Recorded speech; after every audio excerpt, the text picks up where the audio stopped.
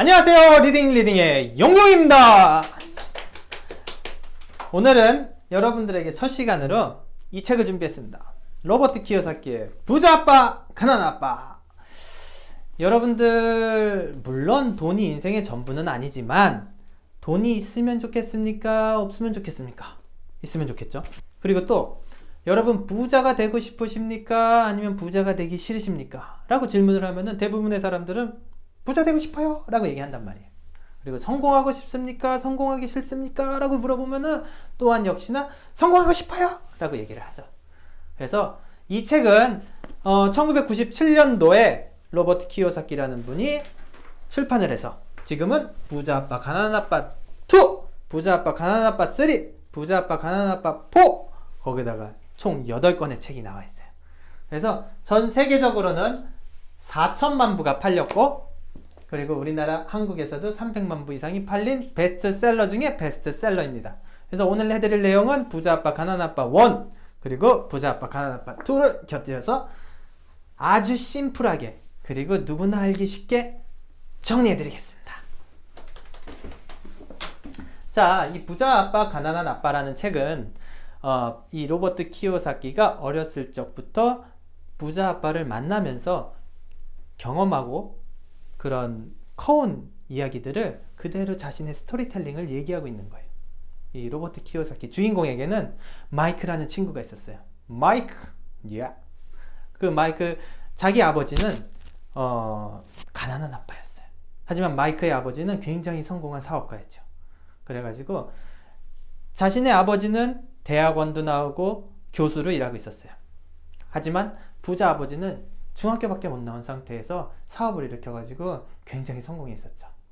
그래가지고 부자 아빠, 이 가난한 아빠는 서로 얘기하는 것도 틀렸어요.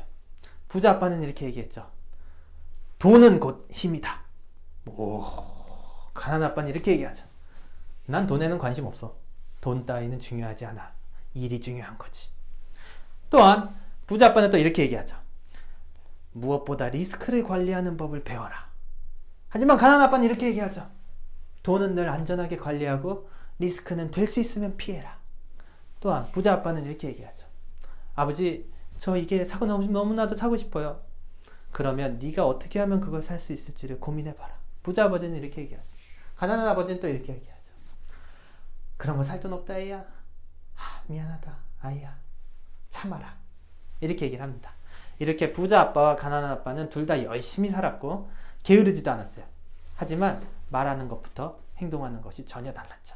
그걸 본 우리 주인공은 마이크 친구와 같이 부자 아빠에게 배우러 갔어요. 아버지 가르쳐 주세요. 저희에게 부자 되는 법을. 오, 좋아, 가르쳐 주지. 우선은 너희들 말이야, 내가 경영하는 슈퍼에서 하루에 3시간씩 일해보지 않겠니? 좋아요. 쉬운데요? 대신에 일당은 시급 1,000원이다. 1,000원? 1,000원이면 3시간 일해야 3,000원? 3,000원이면 과자 하나밖에 못 사는데. 하지만 부자가 될 수 있는 법을 가르쳐준다니까. 좋아요. 하겠습니다. 좋아. 오늘부터 그러면 당장 일을 하거라. 그래서 마이크와 이 주인공은 열심히 일을 합니다. 슈퍼에서 물건도 나르고 과자도 제자리에다 놓고 물품들도 정리하고 이런 일을 매일 3시간씩 한 달 동안을 하게 됩니다. 그렇게 해서 하루에 3,000원씩 매일 받았어요. 하지만 한 달이 지나도 부자 아빠는 아무것도 가르쳐주지 않았어요. 거기에 주인공은 화가 나기 시작했죠. 뭐지? 마이크, 너희 아버지 왜 그래? 너희 아버지 왜 우리에게 가르쳐주지 않는 거지? 나 그만둬야 되겠어. 나 아버지한테 얘기할 거야. 그러니까 마이크가 이때 이렇게 얘기하죠. 우리 아버지께서 네가 그런 말 할 줄 알고 계셨대. 네 입에서 그런 말이 나오면 아버지에게 데리고 오라고 하셨어. 이런 나의 반응을 알고 있었다는 거야. 그래서 마이크는 당장 아니죠. 로버트 키요사키는 당장 아버지에게 따지러 갑니다. 마이크 아버지에게. 아버지! 어떻게 이러실 수가 있어요? 저에게. 응? 저에게 부자 되는 방법을 가르쳐 주신다고 하셨잖아요. 근데 한 달 동안 가르쳐 주신 거라고 아무것도 없지 않습니까? 저 그만두겠습니다. 그러자 아버지가 조용히 웃으시면서 너는 부자가 되고 싶다고 얘기하지 않았니? 부자가 되고 싶죠. 자, 그럼 부자가 되는 법을 가르쳐주마. 마이크랑 같이, 나랑 같이 공원으로 산책하러 가자꾸나. 좋아요. 그래서 공원에 산책하면서 아버지는 이런 얘기를 갑자기 질문을 하셨죠. 만약에 내가 너희들한테 시급 10,000원을 주면은 너희들 어떡하겠니? 다시 일하겠느냐? 그래서 마이크랑 주인공은 두근거리기 시작했어요. 시급 10,000원? 괜찮은데? 근데 여기서 내가 네라고 대답해버리면 왠지 좀 쪽팔리기도 하고 어떡하지? 그래서 아버지께서 그 순간을 참지 않고 바로 그 다음 질문을 하셨죠. 그럼 시급 100,000원은 어떠냐? 그래서 이 두 아이는 마음이 막 두근두근 터떨리기 시작했어요. 그래서 아버지께서 한마디를 더 내뱉죠. 그럼 시급 100,000원은 어떠냐? 그래서 아이들은 멍해지기 시작했어요. 그러자 아버지께서 이렇게 말씀하셨죠. 너희들 내가 지금 시급을 올렸을 때, 말도 안 되는 시급까지 올렸을 때 너희들 기분은 어땠니? 사실 너무 좋았어요. 그렇게 받고 싶었어요. 그게 아주 바람직한 감정이란다. 사람들은, 내 슈퍼에서 일하는 사람들, 내 사업장에서 일하는 사람들은 대부분 그렇단다. 일을 하다가 지치고 힘들고 짜증나면은 나에게 와서 시급을 올려달라고 얘기를 하지. 그럼 나는 시급을 조금 올려준단다. 그런 사람들은 또 너무 고마워하면서 돌아가고, 그러다 또 몇 달이 지나고 나면은 또 지쳐가지고 와서 나에게 시급을 올려달라고 얘기를 한다. 그럼 나는 또 얘기하지. 또 시급을 올려주면 그 사람들은 아무 대답도 없이 조용히 감사하다는 말과 함께 또 열심히 일을 한단다. 이건 마치 당나귀한테 앞에 당근을 달아주고 매일같이 달리게 하는 거랑 똑같단다. 아침에 당근을 보면서 오 열심히 달리고 난 다음에 저녁에 당근을 먹지. 그리고 그 다음날 또 당근을 달리면 또 당근을 달리면서 열심히 달리는 그런 당나귀하고 같단다. 거기서 아버지는 로버트 키요사키한테 이렇게 가르칩니다. 너희들은 두 가지의 감정, 첫 번째 두려움, 두 번째 욕심, 이 두 가지 감정을 컨트롤하고 인정하라고 말씀을 하십니다. 우리는 일을 하죠. 대학교 졸업하고 취직을 하게 되면은 일을 시작합니다. 자, 첫 달 수입이 들어왔죠? 수입이 들어오면 우리는 어떻게 생각을 하죠? 수입이 들어왔네. 우선은 난 착한 어린이니까 우리 어머니에게 빨간 내복을 선물해 줄까? 너무 오래된 얘기인가요? 아니면 내가 갖고 싶었던 시계를 사고 싶어. 내가 갖고 싶었던 핸드폰을 바꾸고 싶어. 내가 갖고 싶었던 옷을 사고 싶어. 아니면 조금 더 많이 돈을 벌게 되면 자취하고 싶은데 집을 살까? 아니면 새 차도 사고 싶은데, 아이들한테 보여주고 싶은데, 친구들한테 자랑하고 싶은데 하면서 욕심이 생겨서 소비를 하게 되죠. 그렇게 소비를 하고 나면 그 다음 달에 뭐가 날라오죠? 청구서가 날라오죠. 카드 청구서일 수도 있고, 집을 대출했으면 대출 이자 청구서일 수도 있고요. 하지만 우리는 거기서 다시 두려움을 느끼게 됩니다. 어떤 두려움이냐? 청구서를 제때 내지 못할 걸 수 있다는 두려움. 혹은 이번 달에 혹시 일을 잘못해가지고 해고되면 어쩌지? 라는 두려움. 혹은 돈이 항상 부족할지도 모른다는 그런 두려움. 그리고 잘렸을 때 그럼 나 어떡하지? 새로운 거를 시작해야 될지도 모른다는 두려움. 그 두려움들이 나를 다시 일을 하게끔 만든다는 거죠. 그런 것들을 로버트 키요사키는 생쥐레이스라고 부르기도 하고, 우리가 흔히 알고 있는 말로 다람쥐 쳇바퀴라고도 합니다. 아까 얘기했던 당근을 달고 달리는 당나귀와 같은 비유라고 할 수 있죠. 자, 그러면 의사가 되면은, 혹은 변호사가 되면은 수입이 많아지잖아요. 수입이 많아지면 좋은 거 아닌가요? 그럼 부자잖아요. 연예인이 됐어요. 유튜버가 됐어요. 내 유튜브로 돈 많이 버는데요. 연간 1억, 연간 10억, 나 그렇게 버는데요. 아니란다, 아이야. 그건 부자가 아니란다. 거기서 얘기를 하죠. 수입이 늘어나면은 그 사람들은 소비가 또 늘어난단다. 자, 잘 생각해보렴. 연예인들이 처음 하는 게 뭐지? 연예인들이 성공했어, 떴어. 뭐 하지? 좋은 차, 좋은 집을 사지. 와! 내 집을 보세요. 이렇게 큰 집에 지금 살고 있습니다. 그리고 명품 가방을 들고 그런 소비가 늘어난단다. 소비가 늘어나면 빚도 늘어나게 된단다. 그렇기 때문에 이런 사람들은 진정한 부자가 아니라는 거다. 이 사람들은 얼마를 벌던 늘 두려움에 떨 수밖에 없는 부자들이란다. 로버트 키요사키의 그 친구 아버지가 말씀하신 진정한 부자란 두려워하지 말고 그 감정을 통제하라고 말씀하십니다. 두려움은 무지에서 온단다. 무지, 즉 모르는 거. 내가 모르기 때문에 두려움이라는 게 온다는 얘기죠. 그래가지고 자, 그럼 어떻게 하면 되나요, 아버지? 그거는 아버지께서는 이렇게 말씀하시죠. 금융 지식을 배워라.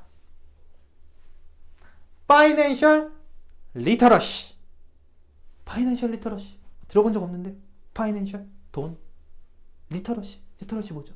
Literacy란 읽고 쓸 줄 아는 능력을 얘기합니다. 즉, 이해력을 얘기하죠. 돈에 대해서 이해력이 생겨라 이 얘기예요. 즉 금융 지식을 배우라는 얘기죠. 거기서 아버지는 질문을 하나 날리죠. 집은 자산인가? 라는 질문을 합니다. 자, 여러분들 뭐라고 대답하실 거예요? 여기서 집 당연히 자산 아닌가요? 우리 흔히 집 살 때 어떤 얘기 들어요? 은행이든 부동산에서든 월세 내시죠. 월세 그거 내면은 끝나잖아요. 이번 달에 다음 달 또 내야 되고 그 다음 달 또 내야 되고.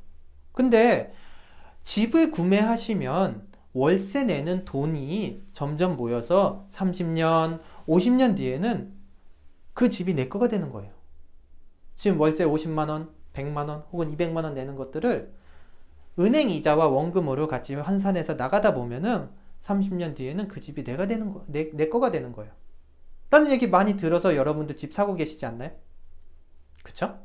하지만 이 부자 아빠는 집은 자산이라고 얘기하시는 분들은 절대로 부자가 될 수 없다고 얘기합니다. 왜죠? 집은 자산 아닌가요? 혼데 집은 부채예요 라고 얘기하시는 분들은 어떨까요? 이분들도 역시나 절대로 부자가 될 수 없습니다. 라고 로버트 키요사키는 얘기를 해요. 제가 얘기한 게 아니에요.